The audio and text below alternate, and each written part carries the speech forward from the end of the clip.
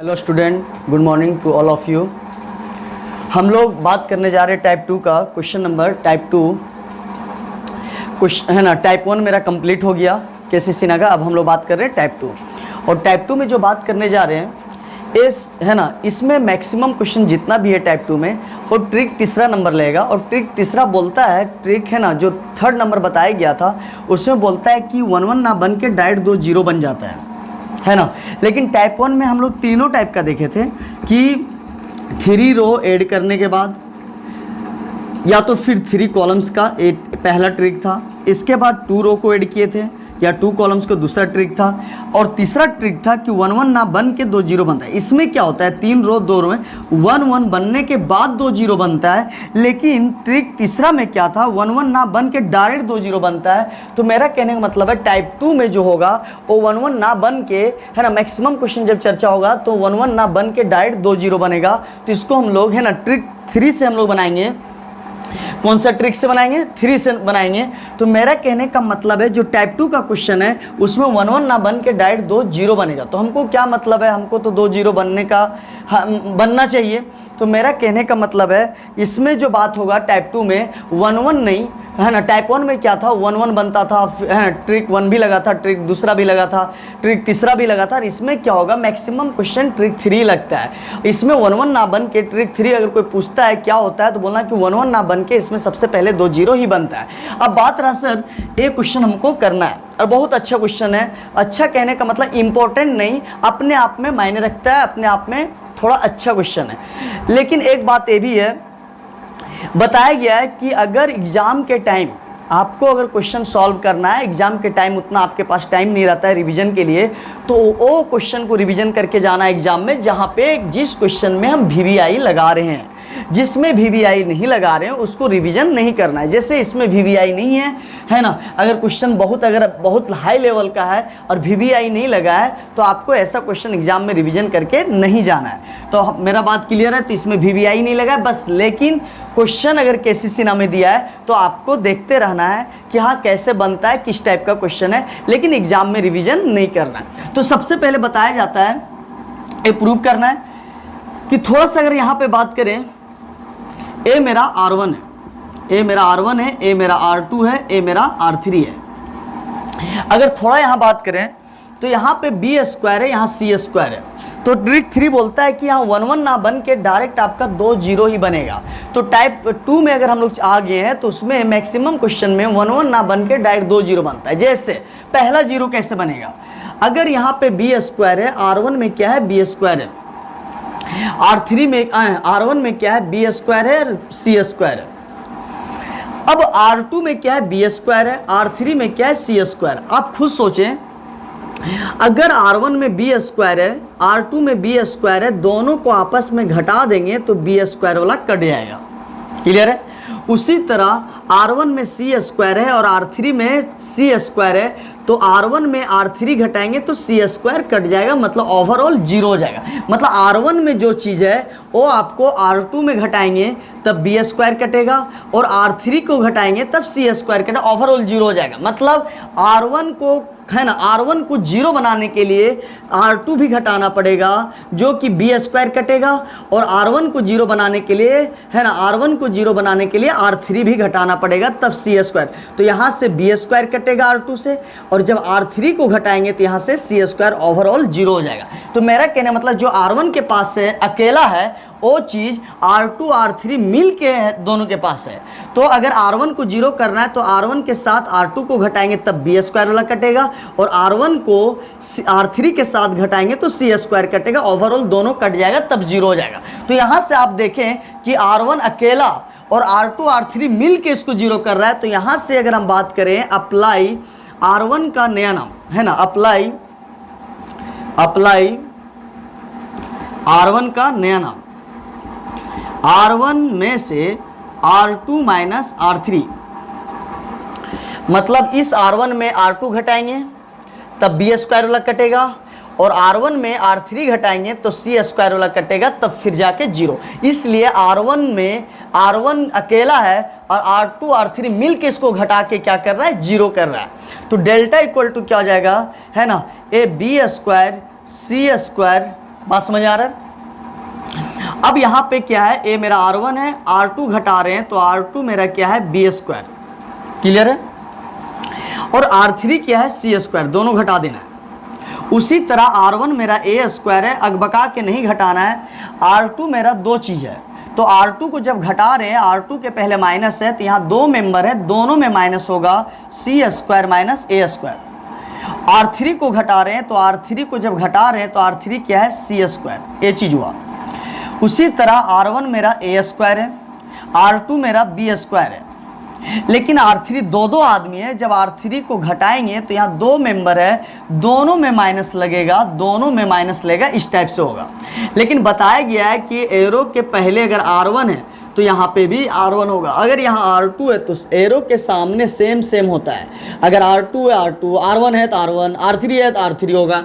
दूसरा बात, एक बात तो आप समझ गए सेम होता है। दूसरा बात, एरो के पहले जो है, अगर मान लो R1 दिखा, एरो के पहले क्या दिखा R1, तो R1 लाइन चेंज करेगा। अगर R2 दिखता तो R2 चेंज करता। तो एरो के पहले सिर्फ R1 देखने को मिल रहा है, एरो के बाद नहीं, एरो के पहले कौन देखने को मिल रहा है R1। क्या R2 मिला? नहीं। R3 मिला? नहीं। तो R1 मिला, R1 चेंज करेगा, है ना। पहले R2 नहीं दिख रहा है तो R2 जैसा था वैसे ही रह जाएगा। ए मेरा क्या हो गया B square C square A square plus B square. ए मेरा क्या हो जाएगा ए स्क्वायर प्लस बी स्क्वायर। अब अगर बात करें तो एक कैंसिल हो जाएगा, एक भी कैंसिल हो जाएगा, तो delta equal to 0, B square C square, यहाँ से ए स्क्वायर कैंसिल होगा तो यहाँ से बच जाएगा 2c स्क्वायर प्लस ए स्क्वायर सी स्क्वायर, और यहाँ पे ए कैंसिल हो जाएगा तो यहाँ पे 2b square A square plus B square. अब इतना आ गया। तो आप देख रहे होंगे कि मेरा एक जीरो बन चुका है, अब बात रहा सर एक जीरो और बनाना है। तो आपको पता है कि जगह नहीं रहने पे मिटा दिया जाता है, तो इसलिए आप एक बार और समझ लें।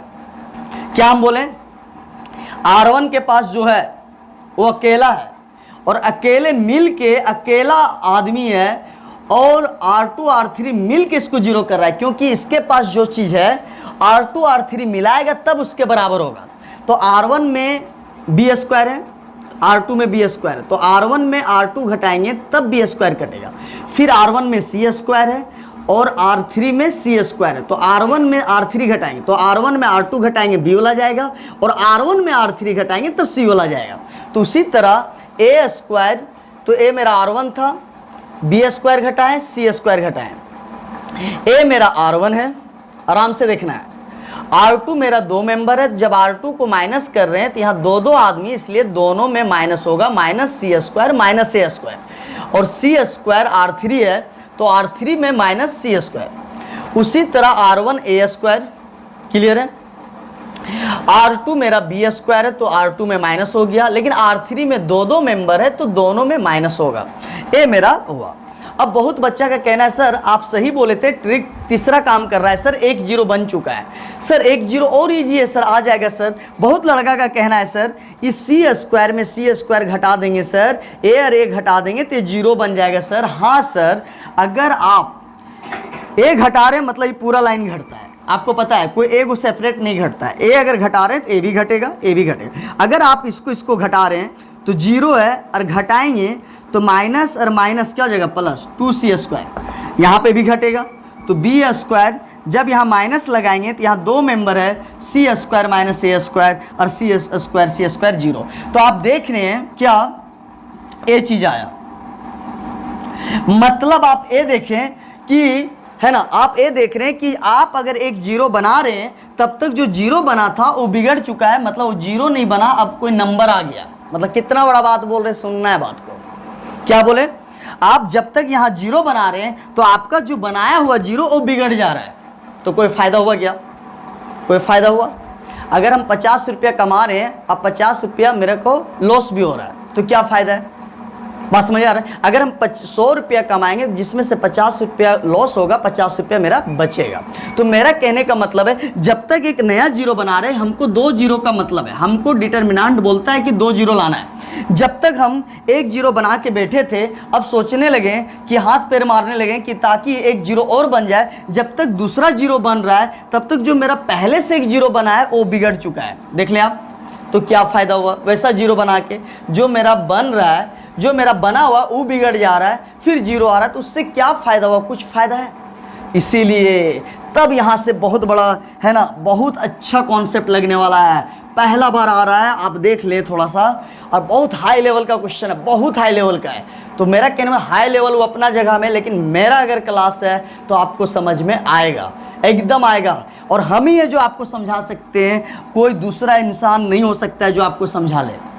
बात समझ आ रहा है? तो मेरा कहने का मतलब है हम बहुत आराम से बात करेंगे। अगर आपको समझ में आता है तो वीडियो को आप स्किप कर लें, आगे बढ़ा लें। जिसको अगर ऐसा लगता है तो आप यहाँ गौर से देखें, कितना बड़ा बात है, आपको खुद लग जाएगा कि सच में क्वेश्चन का लेवल बहुत हाई था। समझ आ रहा है? तो एक हम हैं जो हम बहुत कोशिश करते हैं समझाने का, और मेरे क्लास में अगर आपको समझ में नहीं आता है तो कहीं आने वाला नहीं है। आप सुन गए? तो 1 0 आ गया। अब बात करते हैं, ए मेरा R1 है, ए मेरा R2 है। हम एक बात करते हैं, चाहते तो हम डायरेक्ट अप्लाई कर सकते थे, लेकिन आपको सबसे पहले क्या बताएं, 1 0 बनाए। अब बहुत बच्चा का जहन में आ रहा होगा कि C² में C² घटेगा तो 0 बन जाएगा। तो सर 1 0 यहाँ बना है सर, 1 0 यहाँ बन जाएगा, तो 2 0 बन जाएगा सर, तो मेरा आंसर आ गया सर। ये बात समझ आ रहा है? लेकिन सर जब हम यहाँ पे 0, ए मेरा अगर 0 है, ए मेरा 0 है, और जब यहाँ पे 0 कर रहे हैं सर, तो 0 और माइनस माइनस क्या हो गया? प्लस, तो ये हो गया 2C²। तो यहाँ पे 0 बिगड़ जा रहा है और यहाँ पे 0 बन जा रहा है। तो क्या फ़ायदा हुआ कि हम जो बनाया हुआ 0 को बिगाड़ दे रहे हैं। बात समझ आ रहा है? तो इसीलिए एक घट नहीं सकता है, क्योंकि अगर एक घटेगा तो यहाँ पे 0 आ जाएगा, यहाँ पे 0 आ जाएगा, लेकिन यहाँ पे 0 नहीं आएगा, क्योंकि मेरा जो बनाया हुआ 0 है वो बिगड़ जाएगा और नया 0 आ रहा है। तो क्या फ़ायदा? वहाँ ऐसा होता जो 0 बना था उसमें कोई चेंज नहीं होता, वो 0 रहता, और इसके अलावा अगर 0 आता तब फिर मेरे लिए फ़ायदा होता है, 2 0 आ जाता। तो एक वो बना रहे हैं, एक नया 0 मिल रहा है, तो जो बना हुआ चीज़ था वो बिगड़ जा रहा है। इसीलिए अब यहाँ से नया कॉन्सेप्ट क्या लगेगा, ये हम बता दिए रीज़न, है ना। बहुत बच्चे का दिमाग में ऐसा चल रहा होगा कि ये 0 होगा, तो क्यों नहीं बनाया रहा, इतना कॉन्सेप्ट क्यों लगा रहा है आगे, ऐसा क्यों सोच रहा है? अब सुनना है, आप कभी 10th क्लास में ऐसा इक्वेशन पढ़े होंगे, 5 3x + 4y = 6। क्लियर है? तो आप कभी सॉल्व किए होंगे 10th क्लास 8 9 क्लास में, कि अगर यहाँ पे x के पहले 3 है तो यहाँ 3 से मल्टीप्लाई होता है। समझ आ रहा है? इसका वाला यहाँ, और यहाँ x के पहले 2 है तो इसका वाला यहाँ अपोजिट, ताकि इसलिए करते हैं 3 दूनी 6x, और यहाँ 3 दूनी 6 बराबर आया, अब बराबर आने के बाद कट जाता है, मतलब 0 हो जाता है। तो उसी तरह अपोजिट मेंबर, इसका वाला यहाँ, इसका वाला यहाँ, इसका वाला यहाँ, इसका वाला यहाँ। उसी तरह एक नया कॉन्सेप्ट जो आपके सामने आ रहा है, अब सीखना है, धीरे धीरे सीखना है। अगर यहाँ पे B² है, मेरा बात सुन रहा है, तो यहाँ पे B², R2 में क्या है? B², ठीक है। तो R2 में जो B² है, R3 वाला R2 में गुना करना, तो यहाँ B² है और R3 में क्या है? C², तो R3 B² में मल्टीप्लाई कर दो, ये आ गया। बात समझ आ रहा है? और R3 मेरा क्या है? C² है। बहुत हैवी चीज़ है, बहुत है। अगर ए समझ गया मतलब आपको समझ में आ गया, ए समझ गया मतलब आपको समझ में आ गया। सबसे हैवी लाइन यही है, सबसे हैवी कॉन्सेप्ट यही है। अगर ए आप नहीं समझ रहे हैं तो उधर कितनों समझ लें आपके लिए फालतू है। तो मेरा कहने का मतलब फिर से सुनना है, R2 मेरा B² है, तो R2 में जो होगा, R2 किससे हेल्प लेगा? R3 से। तो R3 क्या? C² लिया, और R3 जो है C² वो किसका हेल्प लेगा? R2 से। तो आप देख लें दोनों सेम सेम आ गया, घटाएंगे तो मेरा क्या होगा? 0। तो यहाँ पे क्या बन जाएगा? 0। तो 1 0 बना हुआ था, और आप देख रहे थे कि 1 0 बना रहे थे तो ये बिगड़ जा रहा था। तब एक नया कॉन्सेप्ट लाया गया कि R2 में जो है, R2 में जो है उसमें R3 मल्टीप्लाई किया जाए। R3 में क्या है? C²। तो R2 में इसका वाला, और R3 में R2 वाला। तो यहाँ से क्या अप्लाई होगा? अप्लाई R2 का नया नाम, R2 का नया नाम। R2 में, ये मेरा R2 है, R2 में किसका वाला? C², तो R2 में C², और R3 में, ये मेरा R3 है, R3 है, तो R2 वाला में E वाला हुआ, और R3 वाला में R2 वाला। तो R2 कौन है? B²। ये समझ में आया? तो ए मेरा अप्लाई चलेगा, तब जाके 0 बनेगा। तो मेरा बात समझ में आ गया होगा। क्या समझ में आ गया? थोड़ा सा ध्यान दें एकदम। इसका वाला यहाँ मल्टीप्लाई, मतलब यहाँ बी स्क्वायर और इसका वाला यहाँ मल्टीप्लाई। तो R2 में एकदम ध्यान से सुनना है, अगर ए लाइन समझ में आ गया तो ये क्वेश्चन में जान नहीं है ना। पहला जीरो तो कोई भी बना सकता है, पहला जीरो कोई भी बना सकता है, आप एक बार देख लें क्योंकि फिर मिट जाएगा। यहाँ पे बी स्क्वायर सी स्क्वायर है, तो यहाँ पे R1 B square C square है, तो R2 घटाएंगे तो बी स्क्वायर कट जाएगा, R3 घटाएंगे सी स्क्वायर, तो जीरो आ जाएगा। पहला जीरो बन गया। दूसरा जीरो पे ज़्यादा ध्यान देना है। क्या हम बात करें सुन ले। हाँ, मेरा वीडियो टाइम लेता है लेकिन समझ में आ जाता होगा। हाँ, अब यहाँ पे उड़ा दे क्या, यहाँ पे फास्ट कर दे क्या। तो मेरा कहने मतलब बोलने से नहीं होता है कि स्लो है, आपको समझ में आ रहा है, आपको स्लो लग रहा है तो आप वीडियो को स्किप कर लें, बढ़ा लें। तो आप यहाँ पे देखें, अभी बहुत बच्चा सोच रहे यहाँ धीरे बताता यार, यहाँ उड़ जाएगा यार, यहाँ थोड़ा धीरे बताता, अब भी एहसास हो रहा होगा। तो इसलिए है ना, ए मेरा यहाँ पे अगर सी स्क्वायर है, यहाँ पे मेरा बी स्क्वायर है, तो इसका वाला यहाँ गुना किया जाएगा, मतलब बी स्क्वायर में सी स्क्वायर दिया जाएगा और सी स्क्वायर में बी, और इसका वाला गुना यहाँ। तो R2 में किसका वाला गुना रहा, R2 में सी स्क्वायर, तो R2 में देख लें सी स्क्वायर। अच्छा, R2 में सी स्क्वायर है ना, अपोजिट जो यहाँ है उसका अपोजिट यहाँ होगा। और R3 में सी स्क्वायर है, R3 में सी स्क्वायर है, तो R3 में क्या मल्टीप्लाई होगा, ए वाला नहीं, उसके बगल वाला। तो R3 में कौन वाला आएगा, बी स्क्वायर, तो R3 में क्या गुना होगा, बी स्क्वायर। तो एक बार और देख लें, R2 मेरा बी स्क्वायर है, तो R2 किससे लेगा, सी स्क्वायर, तो R2 में क्या गुना हुआ, सी स्क्वायर। और R3 जो है वो बगल से लेगा, तो R2 है ना, R3 किससे लेगा, बगल से, बगल में क्या है, बी स्क्वायर, तो R3 जो है वो क्या ले रहा है, बी स्क्वायर, तो R3 के पहले क्या लगा है, बी स्क्वायर। आपको समझ में आ गया होगा। तो आपको समझ में आ गया, ए वाला है ना, ए वाला नीचे देखेगा और नीचे वाला ऊपर देखेगा, तो मतलब ए वाला नीचे देखेगा तो नीचे क्या मिलेगा इसको, सी स्क्वायर, और नीचे वाला किसको देखेगा, ऊपर वाला, तो ऊपर उससे क्या लेगा, बी स्क्वायर, तो ए वाला यहाँ गुना और ए वाला यहाँ गुना। तो यहाँ पे अगर आप बात करें, अब मत बोलना है कि फास्ट है, अब यहाँ पे अगर बात करें 0 2c स्क्वायर, ध्यान देना है, delta equal to 0 2c square minus 2b square, ये चीज़ है। क्लियर है। अब थोड़ा सा ध्यान देना, आपको पता है क्या, अगर R2 है, एरो के पहले R2 है तो वो चेंज करेगा, पता है ना। चलो थोड़ा सा ध्यान दे, R2 में क्या गुना करना है, सी स्क्वायर, तो R2 में इस सी स्क्वायर, R2 में क्या गुना करना है, सी स्क्वायर, मतलब बोलो ना यार कि R2 में यहाँ वाला गुना करे, तो R2 बी स्क्वायर है, इसमें क्या गुना कर दिए, सी स्क्वायर। क्लियर है। और R3 में क्या गुना करना है, बी स्क्वायर, तो R3 मेरा क्या है, सी स्क्वायर, R3 मेरा पहले सी स्क्वायर है, ध्यान से सुने, R3 में ये मेरा R3 है और R3 के पहले क्या लगाने बोल रहा है, बी स्क्वायर, तो R3 मेरा सी स्क्वायर है और क्या गुना करने बोल रहा है, बी स्क्वायर, तो ये मेरा हो गया बी स्क्वायर। क्लियर है। उसी तरह R2 में क्या गुना करना है, R2 मेरा ए पहले से है, सी स्क्वायर प्लस ए स्क्वायर, ए मेरा R2 है, ए मेरा R2 है, और R2 के पहले देख लो, R2 मेरा है, ए मेरा R2 है, सी स्क्वायर प्लस ए स्क्वायर, ए मेरा R2 है, ए मेरा R2 है, और R2 के पहले क्या लगाना है, सी स्क्वायर, तो इसके पहले क्या लग जाएगा, सी स्क्वायर, तो यहाँ पे आ जाएगा सी स्क्वायर। क्लियर है।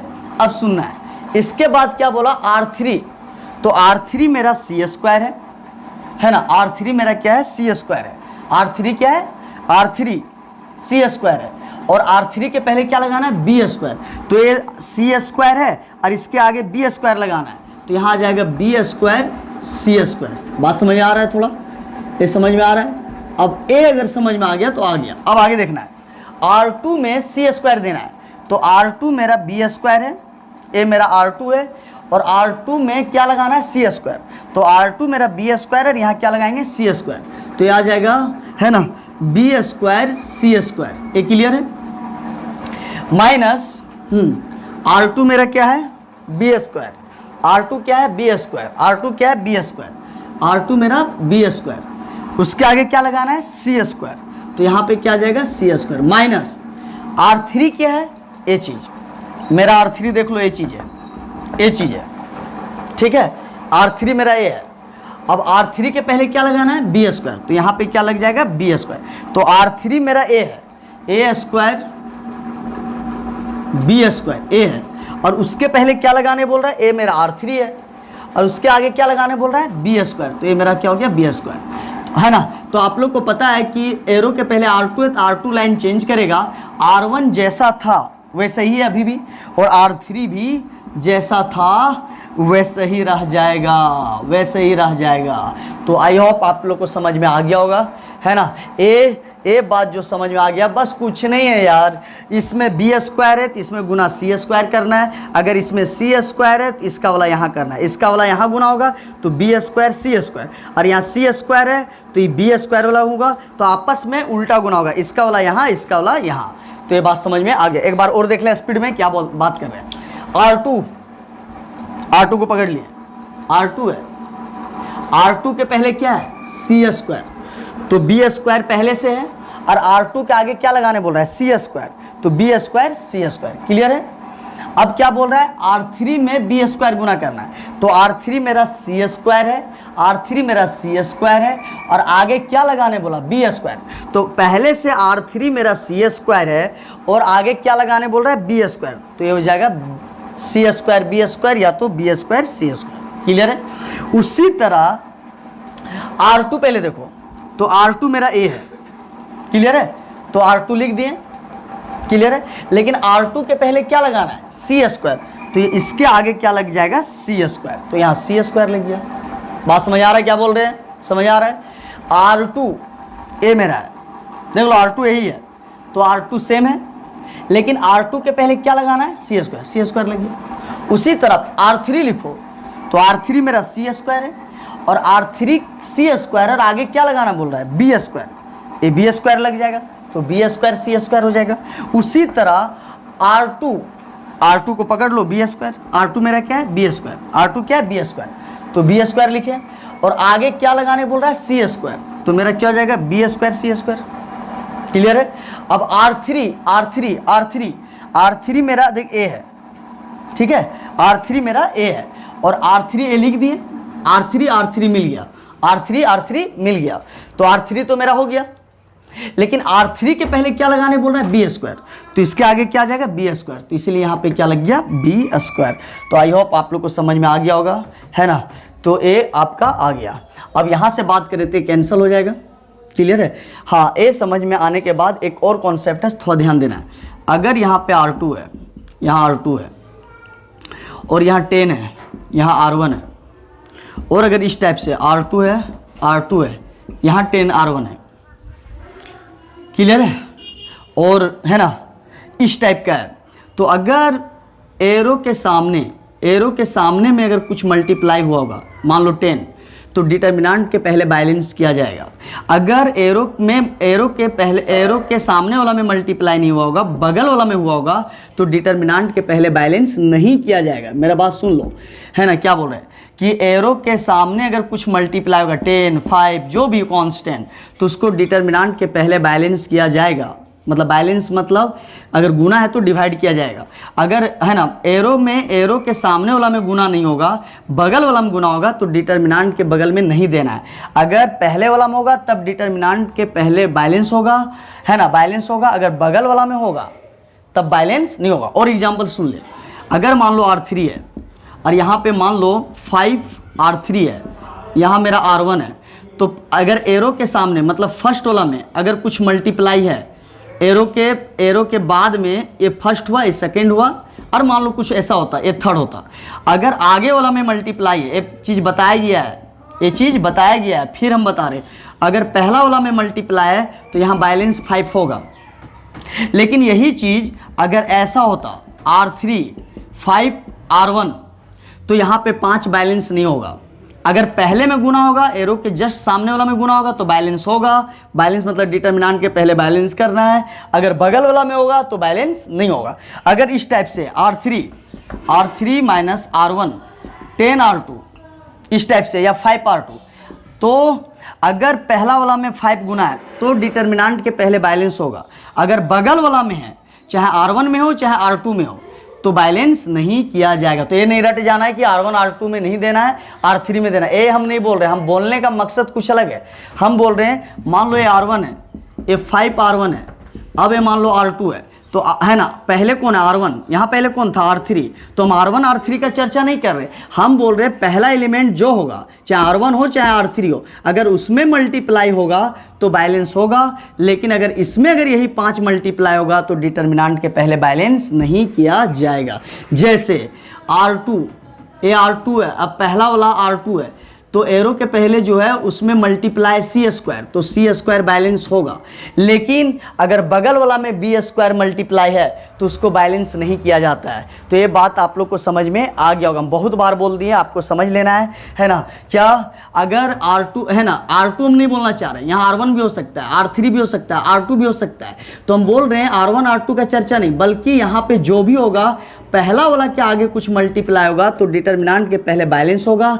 अगर यहाँ पे अगर मल्टीप्लाई था, जैसे मल्टीप्लाई यहाँ B² था, तो वो चीज़ बैलेंस नहीं होगा। बात समझ आ रहा है? क्यों? क्योंकि बगल वाला में कुछ भी गुना हो तो उसको बैलेंस नहीं किया जाता है। ये चीज़ बताया गया और याद भी रखना है। क्वेश्चन बनाने से मतलब रखो कि ये तुमको याद रखना पड़ेगा। अगर यहाँ पे मान लो अगर यहाँ पे अगर C² नहीं होता तो यहाँ बैलेंस नहीं होता, तो कोई लड़का कहना है सर अगर यहाँ पे C² होता B² क्यों नहीं बैलेंस होगा? क्योंकि बगल वाला में बैलेंस नहीं होता है, बगल वाला जो फर्स्ट में अगर यही गुना होगा वो चीज़ बैलेंस होगा। और उस अगर फर्स्ट एलिमेंट में एरो के फर्स्ट में जो होगा, चाहे R1 हो चाहे R2 हो चाहे R3, हम R1 R2 का बात ही नहीं कर रहे, जो फर्स्ट में होगा उसमें अगर कुछ मल्टीप्लाई चाहे 5 10 तो बैलेंस करना है। अगर इसके सेकेंड मेंबर में मल्टीप्लाई होगा चाहे थर्ड में होगा तो वो चीज़ बैलेंस नहीं करना है, सेकेंड थर्ड वाला बैलेंस नहीं करना है, लेकिन फर्स्ट में मल्टीप्लाई होगा तो उसको बैलेंस करना है। तो फर्स्ट में क्या मल्टीप्लाई C² तो ये बैलेंस होगा, सेकेंड में क्या है B² नहीं, सेकेंड थर्ड वाला बैलेंस नहीं होगा, मतलब डिटर्मिनेंट के पहले बैलेंस नहीं किया जाता है। अब अगर हम बात करें डेल्टा इक्वल टू क्या आ गया 1/C², 0 0 0 C², ये आ गया 2C², ये आ गया 2B²। यहाँ से अगर बात करें तो यहाँ पे C² कॉमन आ रहा है, तो C² कॉमन आ रहा है तो बच जा रहा है C² प्लस A², और C² बाहर हो गया तो A चीज़ बचा, और A जब बाहर हो गया तो A बचा, तो माइनस B² हो गया, A मेरा C² हो गया, और यहाँ B² बाहर दिख रहा है, कॉमन दिख रहा है, तो यहाँ बच जाएगा C²। और जब ये बाहर हो जाएगा तो B² बाहर हो जाएगा तो -2 आदमी है तो दोनों में माइनस जाएगा, A² में भी और B² में भी, और यहाँ हो जाएगा A² प्लस B²। ये चीज़ आपको समझ में आ गया होगा। तो यहाँ से अगर बात करें है ना, यहाँ से अगर बात करें तो मेरा आ गया। अब थोड़ा सा देखें, कुछ कॉमन निकल रहा है तो कॉमन निकालना है।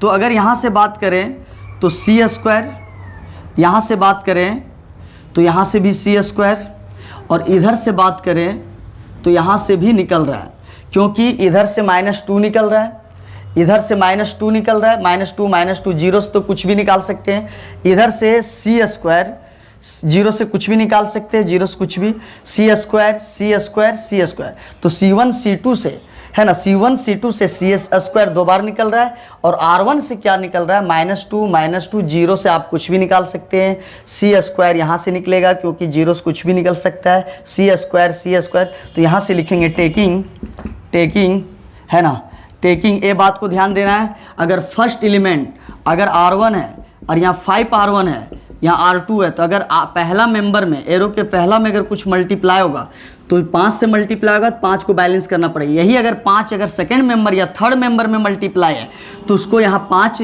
बैलेंस नहीं करना है, लेकिन पहला मेंबर में होगा 5 तो यहाँ 5 देना पड़ेगा, लेकिन यही 5 यहाँ नहीं बल्कि सेकेंड थर्ड में अगर मेंबर में होगा तो यहाँ पे 5 नहीं देना है। तो फर्स्ट में जो होगा मल्टीप्लाई उसको बैलेंस किया जाएगा, जैसे C² है फर्स्ट में, लेकिन सेकेंड थर्ड में कुछ भी है जैसे यहाँ B² है तो सेकेंड थर्ड को बैलेंस नहीं करते हैं। अब यहाँ से बात करें टेकिंग -2 C² कहाँ से, C1 से, and C² from R1 C1 and C2 है ना। तो यहाँ से अगर निकलेगा तो मेरा क्या आ जाएगा, डेल्टा इक्वल टू -2 इधर से निकला, -2 इधर से निकला C², फिर इधर से निकला C², तो 3 मेंबर निकला, इधर से -2, यहाँ से C² और C2 से C² है ना, तो -2 निकला C²। और नीचे क्या है सी स्क्वायर, तो बच गया मेरा 0 0 0, इधर से सी स्क्वायर तो 1, इधर से सी स्क्वायर तो यहाँ -2 बचना चाहिए, लेकिन इधर से भी -2 निकल रहा है, तो यहाँ हो जाएगा इधर से -2 और इधर से सी स्क्वायर, तो -2 और सी स्क्वायर दोनों निकल गया, तो यहाँ बच गया 1, है ना। तो यहाँ हो जाएगा सी square A square B square, और यहाँ से सी स्क्वायर तो 1, इधर से निकल रहा है -2 तो -2, है ना, -2, तो यहाँ बच गया बी स्क्वायर, और है ना इधर से कुछ नहीं, इधर से -2 निकल रहा है, इधर से कुछ निकल नहीं रहा है, जो भी था इधर ही निकल रहा था, तो ये बच जाएगा बी स्क्वायर सी स्क्वायर, है ना, B square C square A square B square, और यहाँ बच जाएगा ए स्क्वायर प्लस बी स्क्वायर। तो आप देख लें, है ना, ये चीज़ हुआ, तो यहाँ से सी स्क्वायर कैंसिल हो गया, है ना। अब आपको पता है कि जो कॉमन था निकाल लिए, 2 0 करने के बाद, 2 0 करने बाद कॉमन था निकाल लिए, अब क्या करेंगे प्लस माइनस प्लस एक्सपेंड करेंगे, आंसर आ जाएगा। तो मेरा कहने का मतलब है इधर से -2 निकला और इधर से सी स्क्वायर, तो सी स्क्वायर निकल गया तो यहाँ 1, सी स्क्वायर निकल गया तो 1, यहाँ से सी स्क्वायर निकल गया तो ये बचा, यहाँ से सी स्क्वायर निकला इधर से, और इधर से -2 तो ये पूरा निकल गया तो 1, यहाँ क्या हुआ इधर से खाली निकल रहा है, इधर से नहीं निकल रहा है, इधर से निकल गया, यहाँ पे सिर्फ -2 निकल रहा है, क्योंकि आप कॉमन कहाँ से निकाल रहे हैं C1 C2, यहाँ निकालना है C3 से नहीं, तो इसलिए यहाँ से कॉमन सिर्फ क्या निकला -2, तो यहाँ बच गया बी स्क्वायर। अब हम लोग क्या करेंगे एक्सपेंड, है ना, बहुत धाकड़ क्वेश्चन था, है ना, लेकिन एग्जाम में नहीं पूछेगा, आपको रिवीजन करके नहीं जाना है ना। मेरा काम था बता देना, तो बहुत लड़का नेगेटिव सोचेगा कि एसएससी ना, है ना, छोड़ छाड़ दे रहा है, लेकिन हम चाहते हैं कि एक क्वेश्चन कर दें ताकि आपको दिक्कत ना हो। तो अब क्या लिखेंगे एक्सपेंडिंग अलोंग, किधर एक्सपेंड हम लोग उधर करते हैं जिधर 2 0 मिलता है, क्या ऐसे 2 0 है क्या नहीं, क्या ऐसे 2 0 है क्या नहीं, क्या ऐसे है क्या नहीं, ऐसे 2 0 है। और जब हाथ का पोजीशन ऐसे लेता है, हाथ का पोजीशन ऐसे लेता है, खड़ा क्या ले रहा है खड़ा, तो ये मेरा क्या हो गया C1, तो पहला खड़ा में मिल गया, दूसरा खड़ा नहीं पहला, तो इसीलिए एक्सपेंडिंग अलोंग C1। तो एक्सपेंड कैसे करते हैं आपको पता है, तो इधर मेरा -2 सी स्क्वायर बचा, क्योंकि एक सी स्क्वायर कट गया। आपको पता है कि डिटर्मिनांट और यहाँ के बीच में गुना होता है, हमेशा बताते हैं गुना होता है, तो है ना, डिटर्मिनांट और इसके बीच में क्या होता है गुना। डिटर्मिनांट का जो मेंबर बाहर होता है ना, डिटर्मिनांट के, है ना, अगर जो भी मेंबर बाहर होता है वो गुना में होता है। अब बताओ ए 0 हो गया, ए भी 0 हो गया, तो सिर्फ किसके लिए सॉल्व होगा, तो 1 वाला के लिए। तो ये बता रहा है कि हम लोग 0 के लिए नहीं सॉल्व कर रहे हैं, 0 के लिए नहीं 1 के लिए, ये क्लियर है। अब 1 को जब लिख दिए तो 1 के सीधा में प्लस साइन बना दो, तो 1 के सीधा ऐसे कट हो जाएगा और ऐसे डिलीट हो जाएगा, तो सिर्फ बचेगा क्या बचेगा 1 C square A square B square B square C square A square B square, ये चीज़ बचा। क्लियर है, आप खुद देख लें, 1 के सीधा में ए और ए कट हो गया, बात समझ आ रहा है ना, तो 1 के सीधा में ए और ए कट हो गया, तो यही बचेगा। आप खुद देख लें, ए और ए कट हो गया, तो ए बचा। अब अगर हम लोग थोड़ा बात करें delta equal to -2 C square, तो आप लोग को पता है बहुत अच्छे से, है ना, हम सब बोलता है स्लो पढ़ाते हैं, अब इस समय उड़ा दिया जाए क्या समझेगा, कुछ समझ सकता है। अरे भाई अगर स्लो है तो आप स्किप कर लो वीडियो को, आप वीडियो आगे कर लो, इसमें बोलने का क्या बात है। अगर बात करें, अगर हम स्पीड पढ़ा दिए तो ऑप्शन है स्पीड स्लो अगर पढ़ाते तो सब तरह का ऑप्शन मिलता है। अगर स्लो पढ़ा रहे, जिसको स्लो लग रहा है वो वीडियो को स्किप कर ले, बढ़ा ले, ये पॉसिबल है। लेकिन अगर हम फास्ट पढ़ा देंगे, अगर बीच बीच में जो इम्पोर्टेंट बात हो वो अगर चर्चा नहीं करेंगे, तो पीछे वीडियो को कितनों कर लो, क्या उसको समझ में आएगा, बात समझ आ रहा है। तो इसीलिए स्लो पढ़ाया जाता है, ताकि, है ना, दोनों बच्चा के लिए बेस्ट है। अगर जिसको समझ में नहीं आ रहा वो भी अच्छा बोलेगा कि चलो पीछे, अगर हम हर एक बात को अगर बोले होंगे तो पीछे जाके फिर चर्चा कर लेगा। अगर मान लो आप वीडियो को कितनों पीछे करो, अगर हम वो बात अगर नहीं बोले होंगे, डायरेक्ट उड़ा दिए होंगे, डायरेक्ट स्पीड निकाल दिए होंगे, तो आप वीडियो को कितनों पीछे कर लो तो आपको कुछ समझ में आने वाला नहीं है। तो इसलिए स्लो बनने से दोनों को फ़ायदा है। स्लो बन रहा है तो आप आगे बढ़ा सकते हैं, लेकिन अगर फास्ट पढ़ाएंगे तो कितनों आप पीछे कर लो, इसलिए हर एक बात को बताया जाता है। तो इसलिए आप ये सब बात माइंड नहीं करें, आपको ये देखना है कि हमको समझ में आ रहा है या नहीं आ रहा है, ये सबसे बेस्ट है। बस में आप वीडियो को आगे कर लें, बात समझ आ रहा है ना। अब ये अगर बात करें तो इधर से पहले गुना करते हैं, तो इधर गुना करेंगे BC² होगा, ए आ जाएगा A² B² और ए आ जाएगा -B4, इधर से आया। तो आप जान रहे हो 1 का गुना करने से कोई फ़ायदा है नहीं, 1 के साथ क्या होगा वही होगा। तो B² C² इसके साथ गुना हुआ, B 2 और 2 4 हो जाएगा। अब इधर से गुना करेंगे, तो इधर से गुना करेंगे तो B² C², क्लियर है। हाँ, इधर गुना करेंगे प्लस, और इधर भी क्या है प्लस, प्लस हो गया। इधर गुना करेंगे तो A² B² plus plus plus ही होगा, और इधर गुना करेंगे माइनस और प्लस मिलके 2 और 2 मिलके कितना देगा 4। ये चीज़ है, ये आपको समझ में आ गया। तो C² B² B² C² A² B² और माइनस प्लस माइनस 2 और 2 4। लेकिन आपको पता है जब इधर से गुना करते हैं तो बीच में एक अपना माइनस देते हैं, और जब बीच में एक जब अपना माइनस देंगे तो ए माइनस सब में घुस जाएगा। तो सबका साइन चेंज कर ले। मान लो सपोज ए अभी मेरा आया है माइनस माइनस प्लस, अरे प्लस प्लस आया, ए भी प्लस में आया, ए माइनस में आया। लेकिन जब आप इधर से गुना करते तो हम बताए थे कि बीच में एक माइनस देते हैं, और जब माइनस दोगे तो है ना, तो क्या हो जाएगा delta equal to 2C² B² C² A² B² B4 B² C² A² B² minus minus plus minus, बात समझ आ रहा है, minus minus plus sign change. अब यहाँ पे ए कट गया है ना, ए कट गया, B² C² कटा क्योंकि प्लस माइनस कट गया, तो बचा क्या -2C² गुना है ना, ए वाला बचा और ए वाला बचा, तो A² B² A² B², तो A² B² A² B² के गु है, एक और एक दो गु है, तो इसीलिए 2A² B², क्योंकि A² B² A² B दोनों मिलके 2A² B² होगा। और आपको पता है delta equal to minus minus plus 2 दूनी 4, क्लियर है। अब यहाँ से आ गया A², यहाँ से आ गया B² और यहाँ से आ गया C², यही आपको प्रूव करना था। तो आई होप आप लोग को समझ में आ गया होगा, है ना। तो मेरा कहने का मतलब है, इसको बोलते हैं तरीका कि कैसे समझाया जाता है। और अगर मेरा क्लास में आपको अगर नहीं समझ में आता है तो आप कहीं का वीडियो देख लें, आपको समझ में आने वाला नहीं है। हम एक एक बेसिक बताते हैं, तो अगर वीडियो स्लो लगता है तो आप स्किप कर सकते हैं, पॉसिबल है, हर एक तरह का बच्चा पढ़ सकता है। लेकिन अगर फास्ट पढ़ा दें तो कितनों वीडियो को पीछे करो वो नहीं समझ पाएगा, इसलिए आप नोट कर लें। फिर हम नेक्स्ट मिलते हैं।